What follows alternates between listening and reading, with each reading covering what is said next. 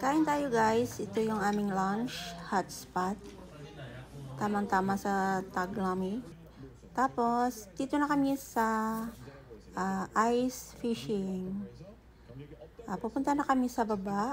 Mamimingwit na kami ng fish. May mga ano yan. Ito yung aking pangbingwit. So, may mga butas-butas yan guys. Tapos, ano lang namin yung aming pangbingwit. Maraming isda sa ilalim. Swertihan lang kung makakuha ka ng isda. So, ayan guys. Kanina pa kami dito. Medyo nakakapagod ng tumayo. Pero ano lang siya. Tiyagaan lang. Tapos ayan, mga ice yan guys. Siguro ano to, ilog. Di ko alam. Tapos naging ice. So, maraming tao. Yung iba nakakuha na ng isda. Kami wala pa. Hanggang kami dito, 4 hours.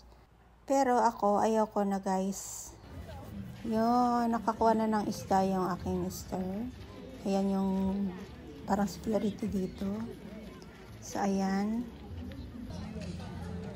So, ayan guys. Ayaw ko na. Hindi na ako makikipagsapalaran sa isda na yan. Kasi masakit sa balakang. So, iikotin na lang namin itong lugar na to. Tingnan nyo, ang daming tao guys. Lahat yan babaka sakaling makakuha ng isda. So, ayun. Lahat yan mga tulis. Ayun, banda na yan guys. Mga yan, mga army. Dahil dito sa lugar na to guys, na pala ito, malapit na sa North Korea.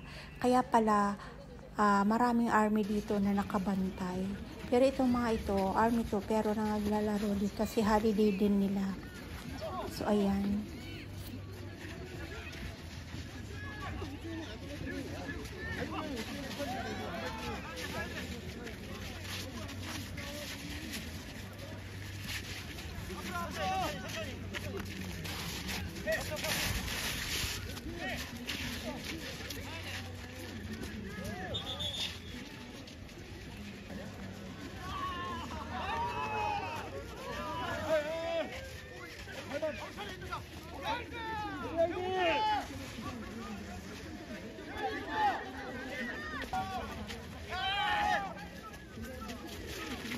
Ouch!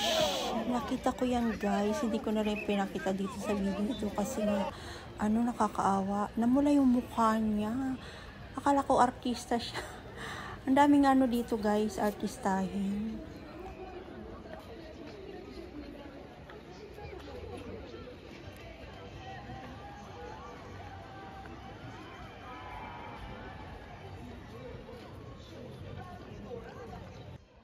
Ayan guys, nag-fishing. Galing kami dyan kanina.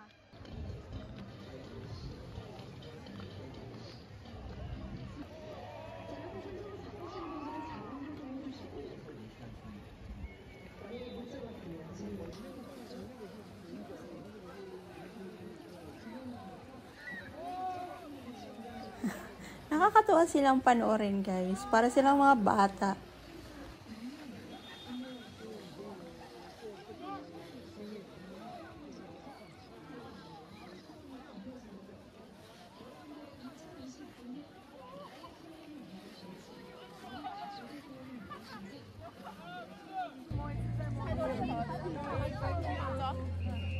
Siya yung aming tour guide, si Upa.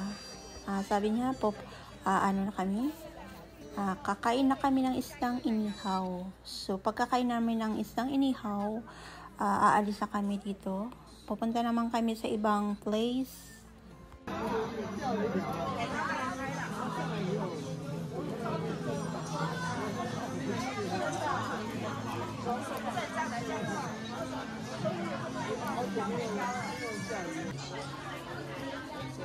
Nothing.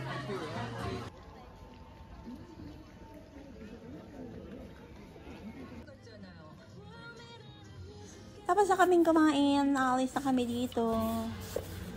Ang ganda paggabi na guys. Ang dami pa sanang pwedeng dito, laruin. Kaya lang nako, ang lamig-lamig.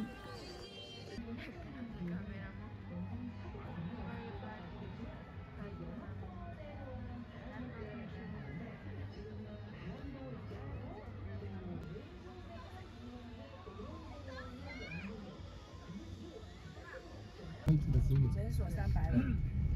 那像韩国的话呢，也会有相。